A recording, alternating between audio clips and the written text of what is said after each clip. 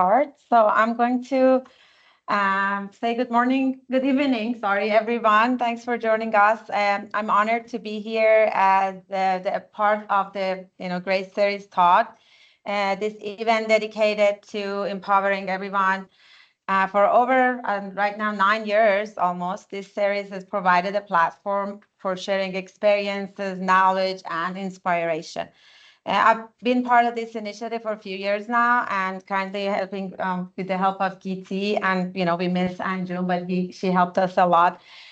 We try to lead this basically. I want to thank all the individuals who have contributed to the Grace Series talk over the years. The previous organizers, Pushpa, Karen, and all the past department heads and our current department head that continue supporting us and make this a special, in this event special. We're keeping their legacy alive by following their footsteps, hopefully. Also, a special thank to Dr. Bhavani for continuing supporting the Grace Series talk. I want to also acknowledge the effort of everyone currently helping us behind the scene to make this a success. Norma, Michelle, and pretty much the entire CS department helping us a lot to make this a smooth running of this event. I'm grateful for dedication and their hard work. So lastly, I want to thank all of you for being here tonight. Your presence and support mean a lot to us. With your participation, we can continue the legacy of Grace Series talk and make a positive impact on the lives of everyone. We have gifts. We have 3 random, basically we have raffles at the end, so stay tuned, and we have a survey, and we're going to give 3 individuals. So hopefully you're going to stay until the end of the night and get your present. Now tonight we have a very special speaker, Dr. Emily Fox. She is an associate professor of computer science at UTD. Her research and teaching interests lie primarily within the algorithms, subjects of computational geometry and computational topology, with a focus on shape matching and the design of algorithms for graphs with useful topological structures. She received an NFS Career Award as well as the Best Teacher in Computer Science Award from the UTD. She received her PhD from the University of Illinois at Urbana-Champaign, and before doing postdoc at the Institute of Computational and Experimental Research in Mathematics at Brown University and Duke University. The talk tonight reflects on her professional and personal journey over the last decade. She will offer a brief look into some professional and personal aspects of her recent past, focusing on her research on the optimal transport and transshipment problems, as well as her coming to term with her identity as a woman in computing. During the talk, she will repeatedly emphasize on how asking questions about what is true or possible led to progress on both fronts. In addition, she'll speak about the times when not questioning preconceived notion led to stalled progress. Thank you so much. And without further ado, I'll let you start the talk tonight. Thank you. Thank you for the kind introduction. Okay, so yeah, let me start just by reiterating what this talk is going to be about. So again, it's going to be a brief look at my recent past, both professional and personal aspects of it. In particular, focusing on the years since I obtained my PhD at the University of Illinois Urbana-Champaign. I'm going to focus on 2 things primarily. First, from the professional standpoint, my work on the optimal transport and transshipment problems. And from a more personal standpoint, coming to terms with my identity as a woman in computing. To clarify, in case you're not aware, the woman part is what I'm going to focus on. That's a relatively new realization for myself. I've known about the computing part for quite a while. What I want to emphasize during this talk is the way that asking questions or not asking questions has been a big influence on my career and personal life. How when I asked the right questions about what is true or possible, it led to progress professionally and personally, but also when I just accepted things as they were without any questioning, it would cause me to stall on both of those aspects. So without further ado, it is spring 2014, and I need a job. So I'm halfway through a one-semester postdoc at the Institute for Computational Experimental Research and Mathematics at Brown University, and I'm studying graph algorithms, which is what I mostly studied for my PhD as well. The semester is coming to a close, but fortunately, Pankaj Agarwal at Duke University has an offer to join him in the fall as a postdoc. Now, when I do this, though, I'm going to change my focus a little bit away from graph algorithms and more on the subject of computational geometry. So Pankaj and his student, Sharath Raghavendra, they have recently found this new result for what's called the geometric bipartite matching problem. To introduce the problem, imagine you have a set of n blue points and n red points in low-dimensional Euclidean space.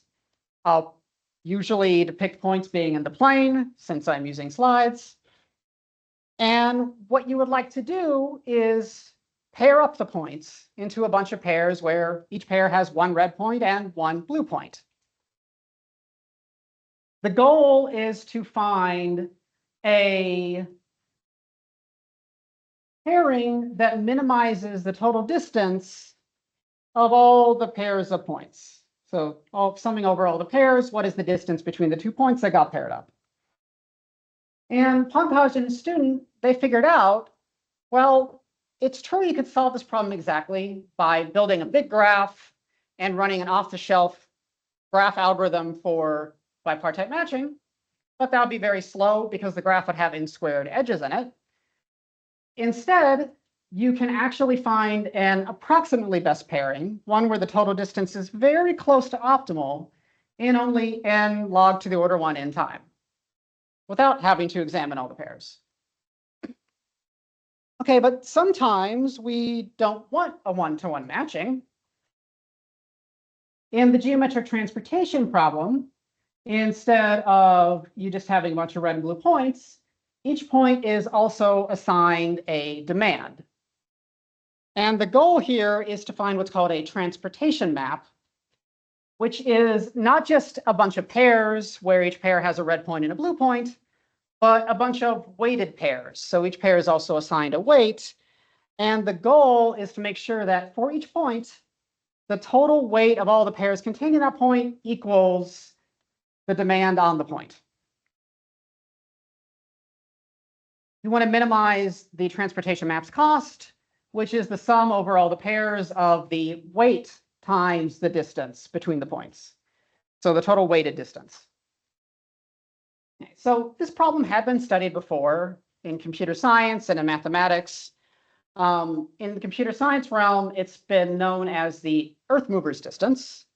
So the intuition is that you have a bunch of blue piles of Earth and a bunch of red holes in the ground, and you want to push the Earth from the piles into the holes. Try to minimize the number of Earth miles you use. Fast approximations were known for computing the Earth mover's distance, but that's about all they were good for, is actually finding an estimation on the distance. They weren't so good at actually computing a transportation map, which is something you might want if, for example, you're comparing two distributions. You would like to know not only are they similar, but what parts of them are similar to one another. And the weighted pairs of the transportation map can help you know that. So Pankaj had this question. Can we quickly compute an approximately best transportation map as well, and not just the Earth mover's distance? And that was one of the problems that I was going to focus on once I went to Duke. But before I got to Duke, it was summer 2014, and I was watching Summer Games Done Quick at my house. So if you're unfamiliar, Summer Games Done Quick is this charity where a bunch of people get together to play video games very quickly in front of a camera, and you can be entertained as you see the crazy glitches and how they get through the game so fast. Now, part of the appeal of Summer Games Done Quick and other marathons like it is that they'll have a camera focused on the audience, and the people in front of the camera will often offer a commentary on what's going on. And I notice during this particular event, something seems a little different about one of the participants from what I'm expecting. And after watching for a little while, I realized, I think she's trans. That's cool. I've actually not seen a trans person much. I had a couple of friends from college who came out after we went our separate ways, but that's about it. And so I also think, it must be rough going through your entire life, knowing since a very young age that you've been in the wrong body and having to deal with that. So that's what they say. That's how the experience goes. They all know from birth pretty much that they're the opposite gender of what they've been assigned. And I never actually questioned this assumption, this innate knowledge of what's going on. Now, that said, I do follow her on Twitter, though. She seems pretty cool. And from there, I end up following a bunch of other trans people, most of whom are women in tech. And the reason I tell myself is because, it's important to learn about disadvantaged groups. How else can I be a really good ally to these people if I don't know what they're going through? And besides, a lot of them are just really cool people. I think they're neat. Nothing more to really think about in that area, right? So now I've moved on to Duke. It's fall 2016, and we've made some pretty good progress on the geometric transportation problem. So Pankaj, Damaya Panagrahi, Kasturi Varadarajan, Alan Xiao, and I, we are putting together this collection of results about computing approximately best transportation maps. This work eventually got published at the International Symposium on Computational Geometry in 2017. So among the results, probably the headlining one is this randomized algorithm for the geometric transportation problem. What this algorithm will do is it will actually find a transportation map where the cost of the map is within an order log squared 1/epsilon factor of the cost of the best transportation map. And it will do so in an expected n to the 1 plus epsilon time. You can run this for any choice of epsilon greater than 0, any points in any low dimensional Euclidean space. The thing here is you're allowed to set epsilon how you'd like. In this particular case, when epsilon is larger, you get closer to a best transportation map because that ratio goes down, but the running time ends up increasing as epsilon increases. So I'd like to talk a little bit about how this algorithm works. And it's a pretty typical example of a divide and conquer algorithm. So you have your red and your blue points scattered about, say, in the plane. Now, what you're going to do is take the smallest box that contains all the points and subdivide it into a big n to the 1/6 by n to the 1/6 grid. Now, within each grid box, you're going to grab as many red and blue points as you can so that the collection of red and blue points you grab within the grid box, they have about the same total amount of demand, about the same amount of red demand as blue demand within each individual box. Okay, so now you get all these smaller instances of the geometric transportation problem, and that we'll call those internal subproblems, and you recursively solve them. You delegate to recursion. Now, maybe you weren't able to perfectly balance the red and blue demand within each individual box, so you still have some work to do. Oh, and I should say this is where epsilon pops up, in case you're curious. The bigger epsilon is, the bigger the base case, and the more accurate things get. But the bigger the base case, the slower it is to solve the base cases. So the demand may not have been handled perfectly by recursively solving the internal subproblems.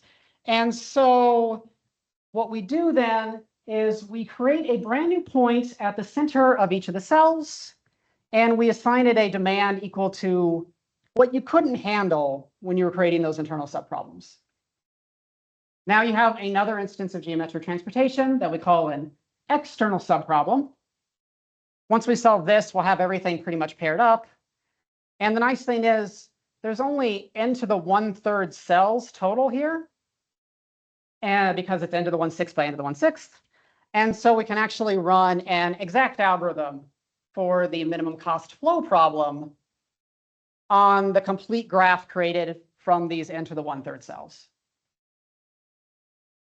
So with that many, or that few cells, I guess, this actually is not the bottleneck of the whole thing. You can solve this flow exactly pretty fast. Okay, so the approach as I describe it pretty nearly works for solving geometric transportation approximately. The problem is when in an optimal solution, you might have lots of pairs of points where the points are very close together. But unfortunately, you laid your grid down so that the points got separated by some grid lines. And now the points are going to separate internal subproblems. And so they'll get paired up differently, possibly using pairs with much larger total distance. There's a pretty standard trick you use to avoid this issue. And that is to randomly shift the grid before you start subdividing things. Okay, now what ends up happening is that if a pair of points is very close together, it's just very unlikely that they'll get separated by the grid lines. Okay, so now if you bear with me, this is going to be the most technical slide. But it helps motivate something that's going to come up a few more times during the research portions. So let's say you know, just for the sake of argument, about the optimal transportation map. I'm going to let tau star of b comma r be the weight of the pair br in the optimal map. Also for b and r, I'm going to let eta br be the side length of the biggest grid cells that ends up separating b and r. Okay, so we create a grid that contains everything. And then we have the internal subproblems, which themselves have smaller grids, and those have smaller grids, and so on. At some point, there is a recursive subproblem that first separates R and B. The grid side length for that subproblem is eta RB. So we can argue the whole cost of our solution is if you sum over all the pairs, you take what the optimal solution would assign as the weight for that pair, and multiply by eta RB, that'll give you something proportional to the cost of our solution. We want eta RB to be small as we can, so that this is as close to the optimal value as we can get it. But it turns out what ends up happening, again, using relatively standard analysis, is that the expected value of eta RB, well, it's proportional to the distance between R and B, which is probably what you would expect because you got to have distance between R and B times the weight of the pair. That's going to appear in the optimal cost. But it's times however many of levels of recursion there are that may or may not end up separating R and B. And unfortunately, in the geometric transportation problem, this number of levels can be very, very large. If you have widely different demands between some points and others, or some pairs of points are very close together and others are very far apart, you can have a number of levels in the recursion, a large number of levels in the recursion tree. Now, a similar idea was actually used for the geometric transportation problem by Pankaj and Varadarajan way back in 2004. And the reason that it worked for them is because in geometric transportation, or sorry, in geometric bipartite matching, you just want a one-to-one matching. It's like transportation where all the demands are one. And so you can argue, well, what they do is they just say, okay, well, the number of levels where you may or may not separate a pair is just the height of the recursion tree. And we can guarantee that's like log n, not a big deal. That doesn't work so well for us anymore. And so we're left with the big question for this current line of attack. Is there any other way to bound the number of levels that may or may not separate a given pair of points? And we ended up having this idea that was surprisingly useful, not just in this work, but in follow-up work as well. So let's say you placed your box around the points and you're partitioning things up into the internal subproblems. These cells each have a certain side length. Now imagine around every point we wrap a little box where the side length of that tiny little box is 1 over n cubed times the side length of the cells for the internal subproblems. So the smaller the cells for the subproblems, the smaller these little motes are. Now, because the motes are so tiny, it is highly unlikely that when you do your random shift, the cell sides are going to run into the motes. In fact, the probability of running into the motes is so small that no mote at any level of the recursion tree is going to get clipped by any of the grids at that level of the tree. It just will not happen with what you call high probability, and we may as well assume that it doesn't happen, or at least try the algorithm a couple times until it doesn't happen. And so we can argue that there's basically not too many levels of recursion where a pair R and B may or may not be separated.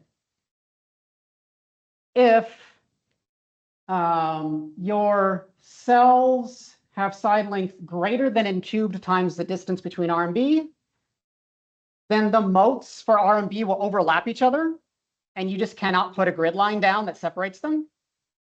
On the other hand, if the cells have size smaller than the distance between R and B, there will be a couple grid lines that separate them. They will have been separated by that level. And so the first level that separates them, the side lengths have to lie somewhere in that range.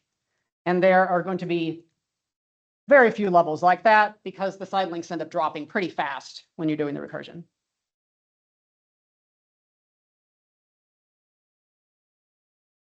Modulo lots of algebra, you get that nice approximation result.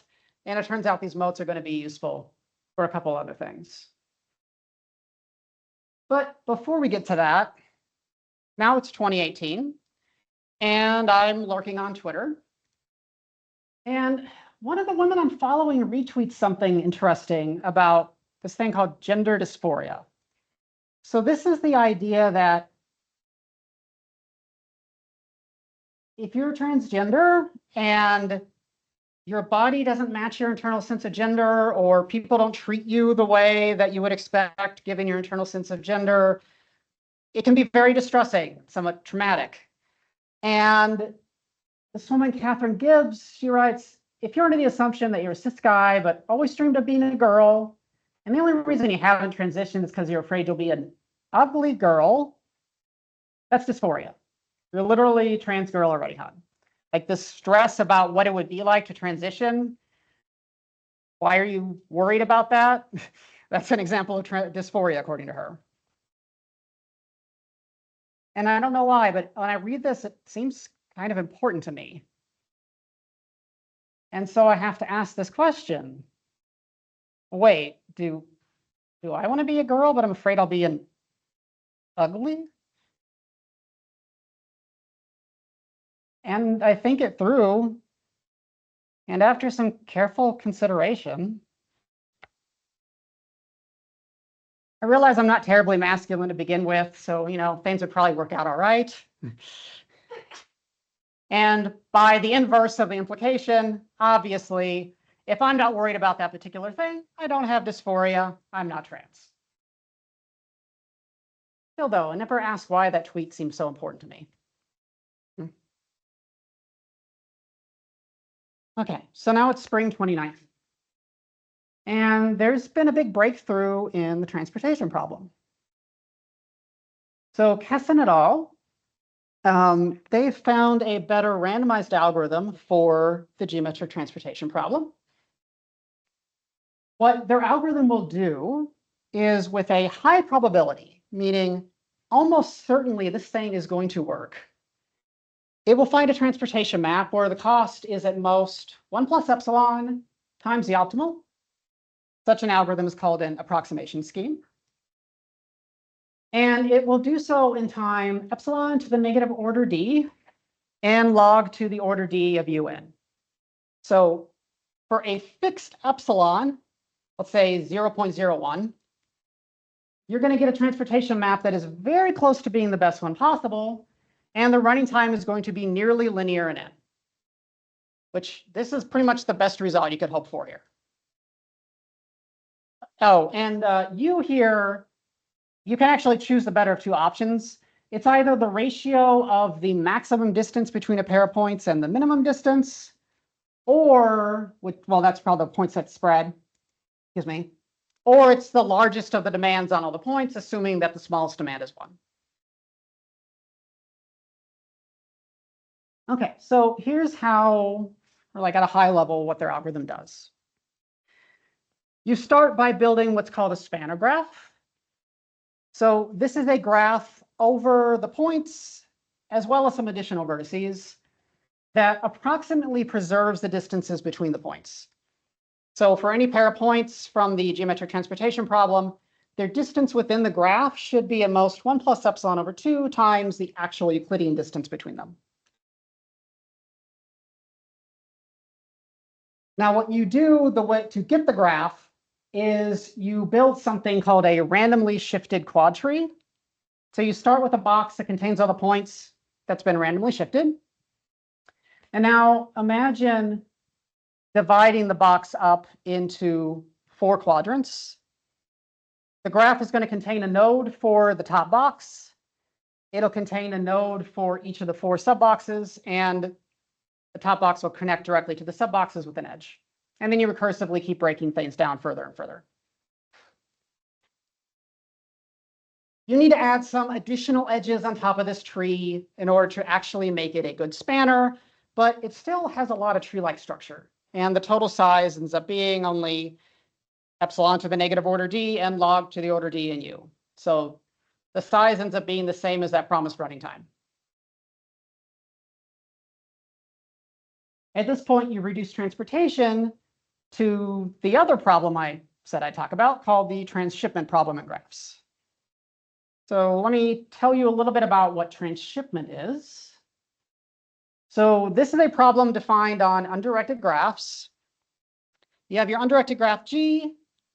Every edge is given a positive cost, which I'll denote with C, and each vertex is given an arbitrary demand that may be positive or negative, but with a promise that if you sum over all the demands, they sum to 0.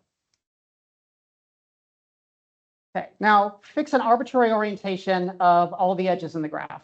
So for each undirected edge, it's going to go one direction or the other. It doesn't really matter. This is just for the sake of the next definition. We say a flow is a function assigning an arbitrary real value to each of these directed edges. If you assign a positive value to a directed edge, you can imagine you're pushing some material forward along the edge. And if you assign a negative value, you're pushing some material backwards along the edge.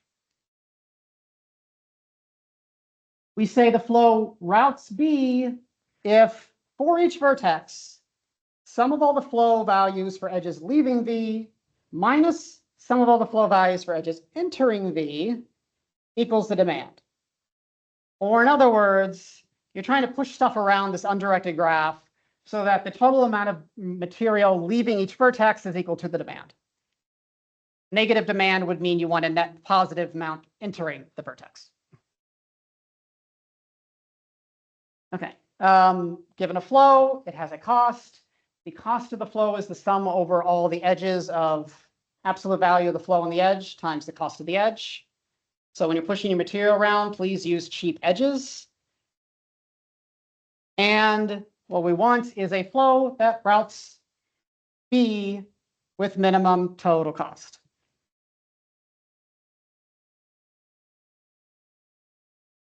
Okay, so Castanel, they build a spanner graph over the points, reducing to the transshipment problem. For the demands, you ask, well, for each red point, I would like the flow to send that red point's demand out into the graph. For each blue point, I would like the flow to bring that much in. And so a flow that routes the demands, it's basically going to change from having pairs which directly from red to blue to these little paths going from red to blue. We expect distances to get distorted by only 1 plus epsilon over 2 factor. And so if we can somehow find an optimal flow, its expected cost will be at most 1 plus epsilon over 2 times the cost of the optimal transportation map. We don't have time to find an optimal flow, though. We're going to have to approximate that also. So there's step 2 of their algorithm. What they do is they compute a particular kind of greedy flow where the cost is at most log to the order 1 of u divided by epsilon times the optimal cost. And the time taken to do so is linear in the size of the spanner. The way this particular flow works is you can imagine for each vertex in the spanner, you ask what its demand is, and you just send flow straight up to the root because the spanner had pretty close to tree-like structure. So you take a path straight from the vertex to the root, and what ends up happening is that if you have like positive demand and negative demand close to one another, the paths will collide pretty low down in the tree and cancel out, and it'll be cheap to send flow in this way. And you can argue it has a cost that's log u over epsilon times the optimal. There's this fancy framework that I'm not going to even try to get into, where if you can find nice flows that are reasonable like this over and over again, you'll eventually find a 1 plus epsilon over 2 approximate flow. Turn that flow into a transportation map, and the whole thing is your promised 1 plus epsilon approximation or approximation scheme. Now, there's this factor of u in the running time, though, and I found this kind of odd.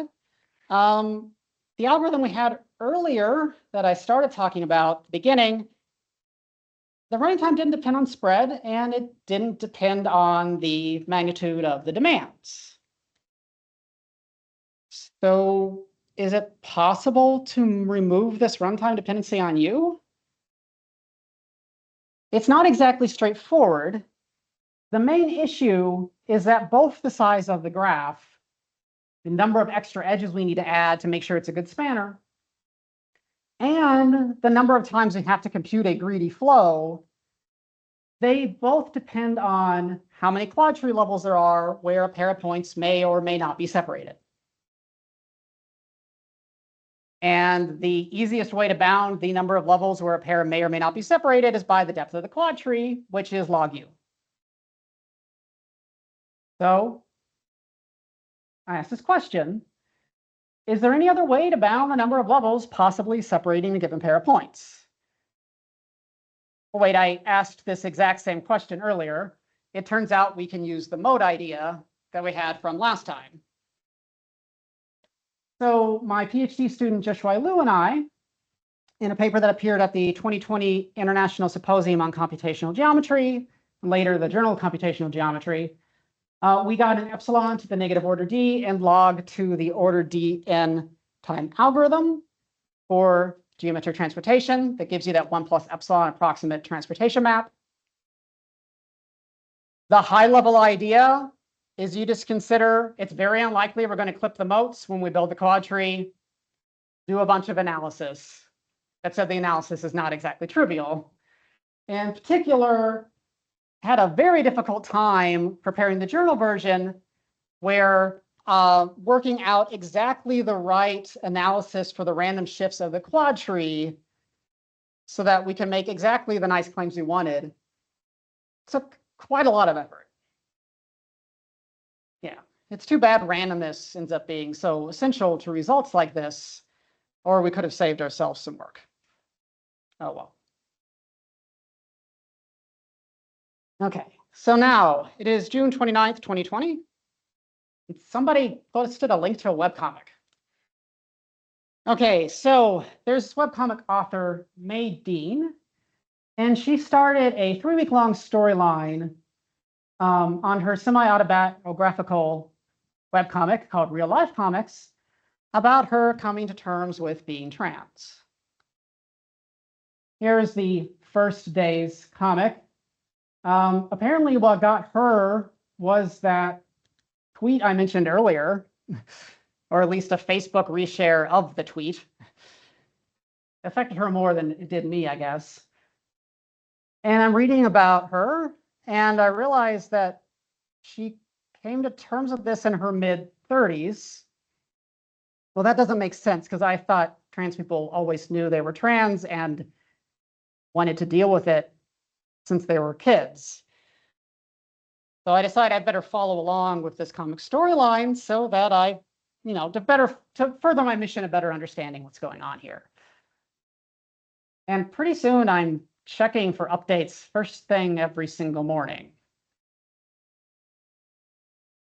Well, now it's July 16th, 2020. I'm rocking my 5-month-old back to sleep after feeding him. It's like 3 in the morning. May's storyline is coming to a close. And I'm thinking about some things. I've learned by now through the comic and other areas that gender dysphoria is not always quite so obvious. There's not like a big alarm going off saying wrong gender, wrong gender. It's more subtle than that. There's no perfect signs if you have it or not.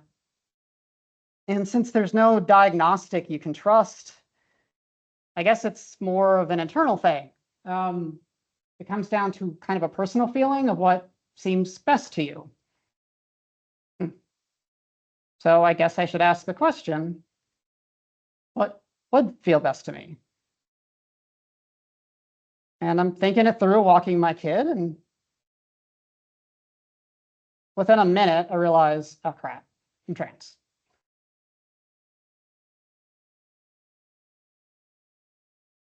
Well, I've made slow but steady progress since then on my transition. I had lots and love of support. My family's been great. I came out publicly in March 2023. All my colleagues have been wonderful. I've been pretty lucky on this front. And now I'm here giving this talk to all of you.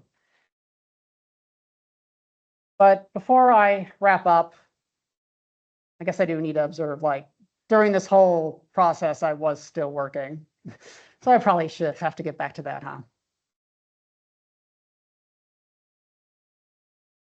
Okay, so now it's spring 2022, and my postdoc advisor is back at it. So Pankaj and some others, they figured out a fast geometric bipartite matching approximation that actually doesn't use randomness. I thought randomness is fundamental to all these things, so that was pretty surprising. Their new algorithm closely resembles the one by Pankaj and his student from a while ago, just for the geometric bipartite matching problem. And so I wonder, well, do we really need randomness to compute best transportation maps as well? Or, yeah, do we really need randomness to compute best transportation maps? I mean, we could do something with our approaches that are pretty different.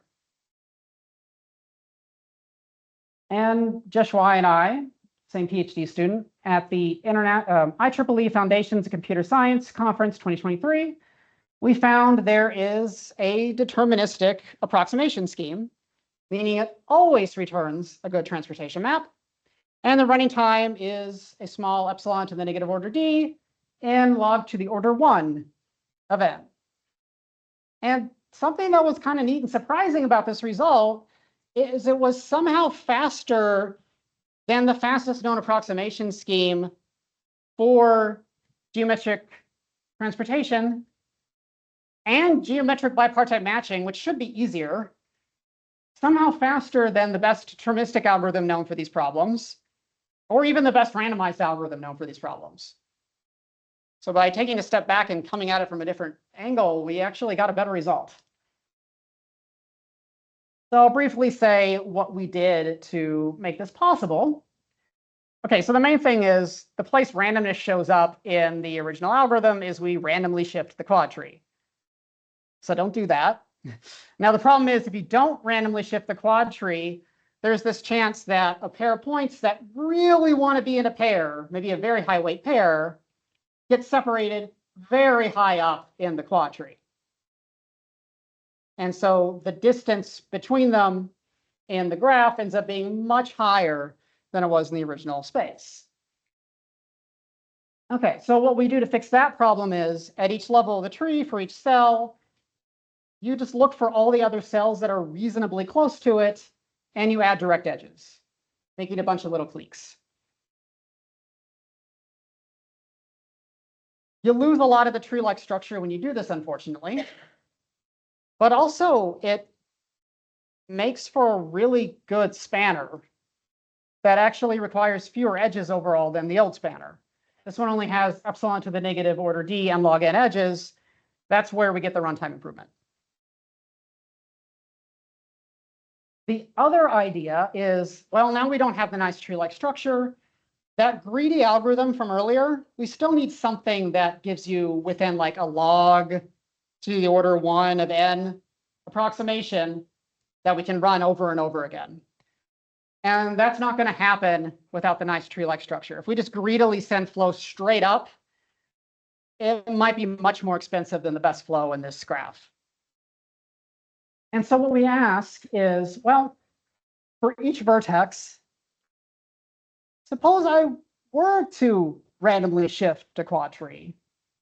Let's figure out what's the probability that it would end up in each of the cells at a particular level. And when we're sending flow up from that vertex to the root, send it proportionally to the probability that it would have ended up in each of those cells. Okay, so for example, here, let's say this is a vertex of the spanner graph. Here's 4 cells, somewhere higher up in the quad tree. Those cells get their own vertices. The flow path coming out of that red vertex, well, if I were to randomly shift this whole box by a certain amount, there is about a 0.3 probability that that top right cell would still contain the vertex. And so we'll send a 0.3 fraction of its demand up through that vertex for the quad tree cell. There's a very tiny probability that the lower right cell would contain the vertex. So we'll spend a much smaller amount of flow. And the biggest probability is that the lower left cell would end up overlapping the vertex. And so we send most of the flow through there.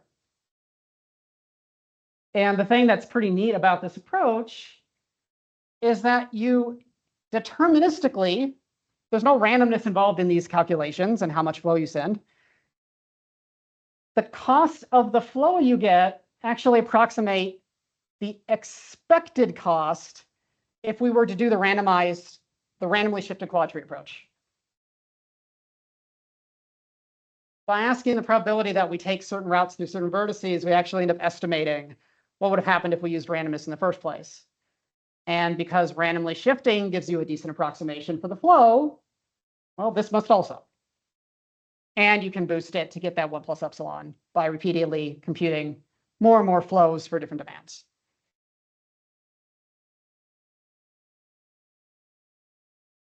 So a little aside about transshipments in general graphs. There are also fast approximation schemes for the transshipment problem, several that were known by this point. Now, what a lot of them do is they will randomly embed the vertices of the graph into low-dimensional Euclidean space. They'll do so in a way where the distance between the points in Euclidean space is relatively close to the distance between the points in the graph. And then at least a handful of these algorithms will take the points in Euclidean space and approximately solve the transportation problem on those points. And as you just saw, we can approximate the transportation problem by reducing to transshipment, but in a very particular graph. So Joshua and I were able to use our techniques for getting that deterministic transportation algorithm to get a new near linear time epsilon to the negative order 1 m log to the order 1n time algorithm. So here m is the number of edges in the graph. Approximation scheme for transshipment in general undirected graphs. This was the first this is the first almost linear time approximation scheme for transportation that didn't have a dependency on the costs of the edges on the graph. But we had to start with that step of randomly embed the points in Euclidean space. So this algorithm still used randomness. Okay, well, that led to this question. Do we really need the randomness for transshipment as well? And recently I found, no, you don't. There's an epsilon to the negative order 1, m log to the order 1n time deterministic deterministic approximation scheme for the transshipment problem in general undirected graphs. The one bullet point high level idea here is we do a similar thing, or I do a similar thing to what was done for approximating transportation, where you ask, send flow up through the spanner as if you were doing random shifting based on the probabilities from random shifting. You do the same here. If you were to embed the graph into what's called a random tree metric and send flow up from the leaves of the tree to the root of the tree metric, what's the probability that you would send flow to various vertices? Well, we'll deterministically send flow to the vertices of the graph as if we were doing this random embedding in a tree metric. And you end up estimating the cost of that random embedding approach. So like I said, this is a pretty recent result. I actually presented it 2 weeks ago at the European Symposium on Algorithms of 2024. Okay, so I'll offer a quick summary of what I talked about. There were several moments over the last several years where asking the right questions helped me progress both in my professional and personal life. On the other hand, there were times where I just assumed I knew what was going on. I didn't question it, and I delayed progress, stealing years from myself. Now, y'all have your own professional and personal lives to live. And so I'd like you to think about what being left unasked for you. From a professional point of view, are there any tools or techniques you're using in your careers or your research that aren't necessarily the best ones for the job, but you're just using them because of momentum from yourself or others? Is there some skill you've developed over time or technique that you practiced that you can apply in a new context? Kind of like how work on transportation eventually became work in transshipment itself. And on a more personal note, is there anything left to understand about yourselves that understanding it would end up helping you live a more full life, both to benefit yourself and those around you? So now it's September 17th, 2024. I've been asked to give a talk. I have one last question. I wonder how it'll go. Thank you.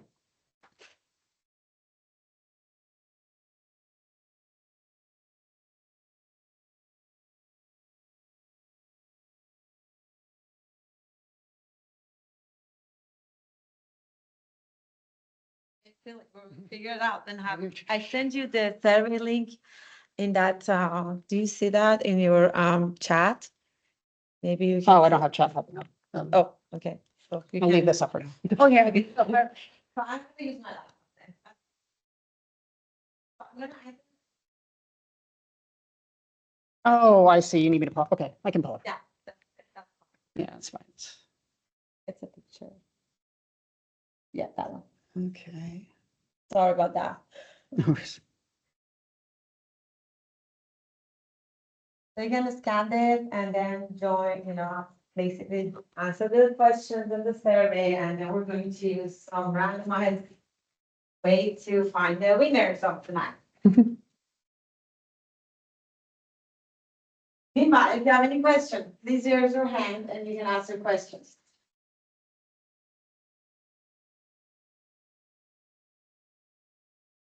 Yes.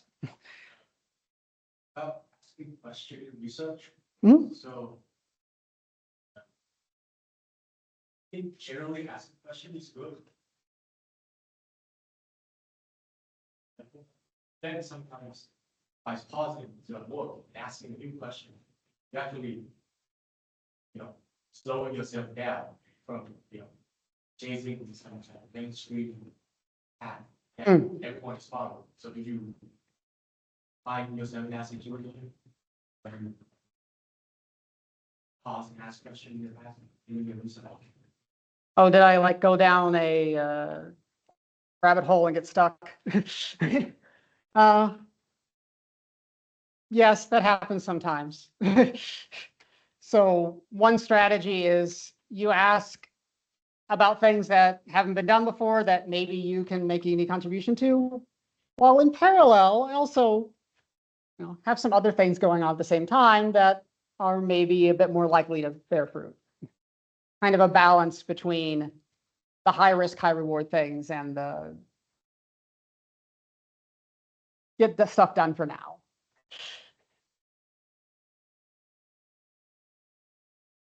Yeah.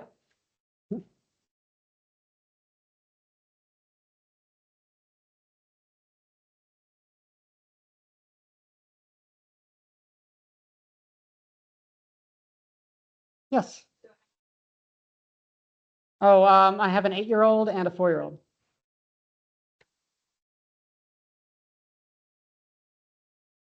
So I came out 2 years ago, and there was one comment about having 2 moms because you used to a mom and a dad. That was the worst of it. Like the one-off comment. Kids don't care. It's been fine. And then the younger one doesn't remember the time from before.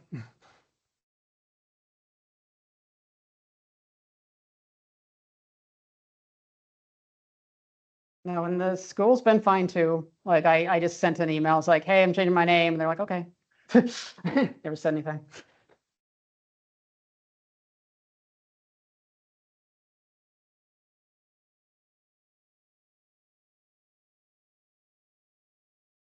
Yes.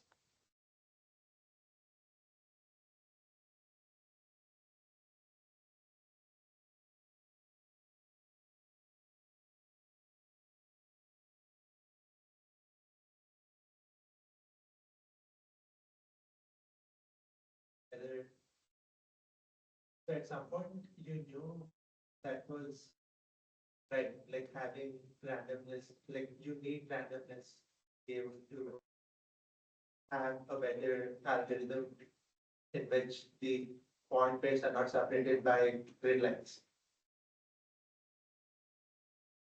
But the idea that you ended your talk with is to question that understanding of whether randomness is actually needed or not.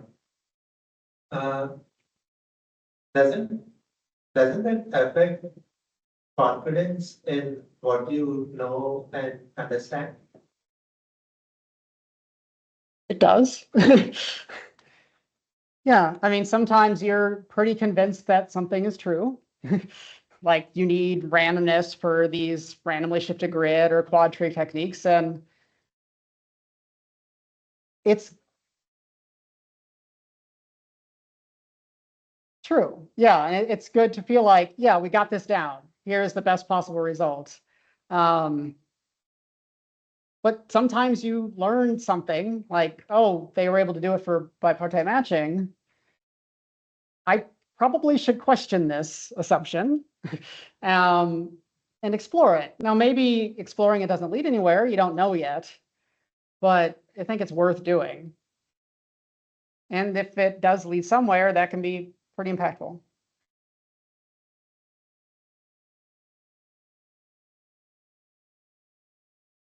Sorry.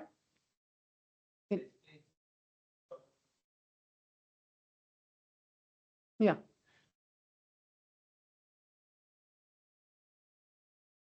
Yes.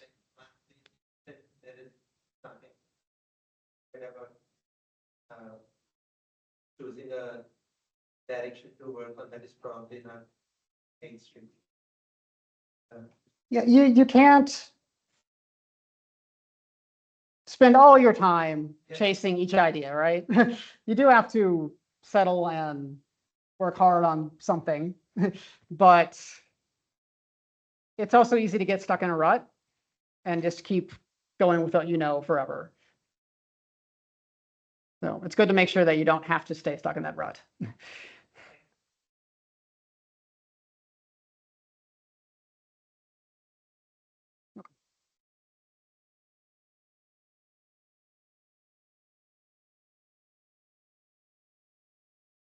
Thank you.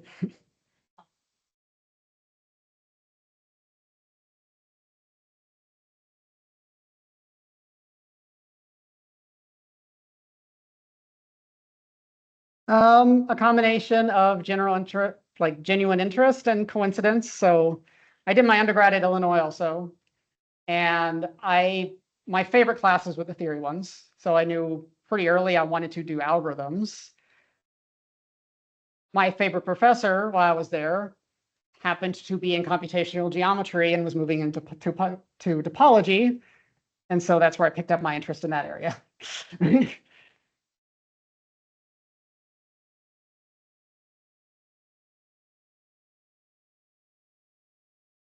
Yes. Yeah.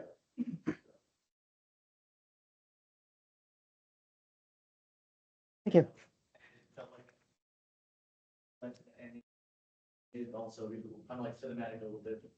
But my question was, during times of adversity and hardship, how do you ignore it and continue driving towards your goals and passion? It's a good question. um,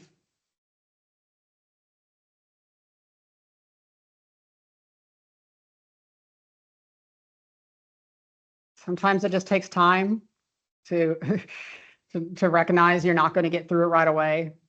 On research problems, sometimes you think you know what the right approach is, and you run into a wall and you need to back off and look at something else for a while. More personally, once I figured out things that I wanted to transition, it still took a little bit longer than I would have liked.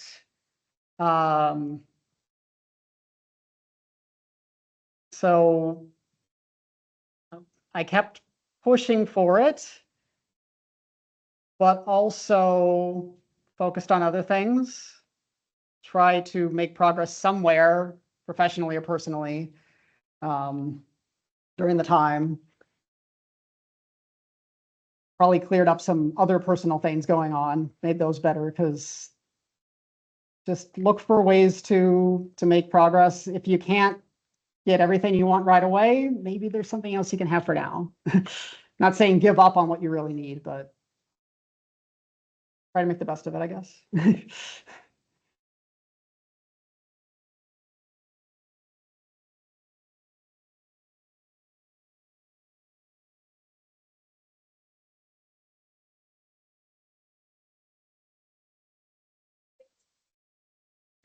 No. Accepting this song. Thank you. Appreciate it. Thank you so much. And now I'm gonna read the winners of the night. Are you guys ready? So let's see.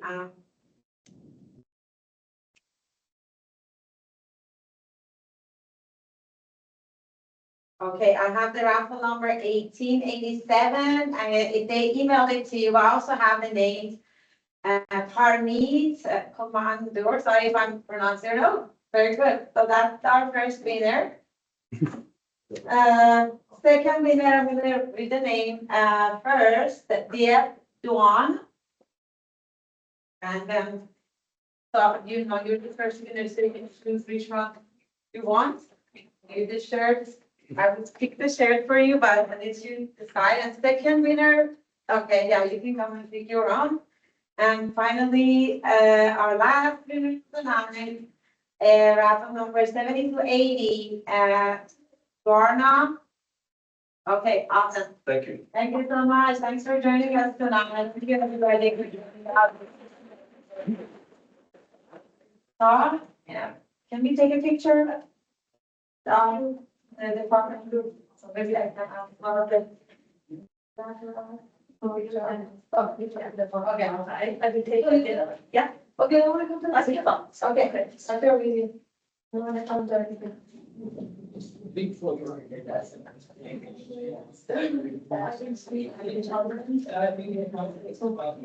Oh, yeah, sure. Yeah, also, I see somebody else. I wasn't sure.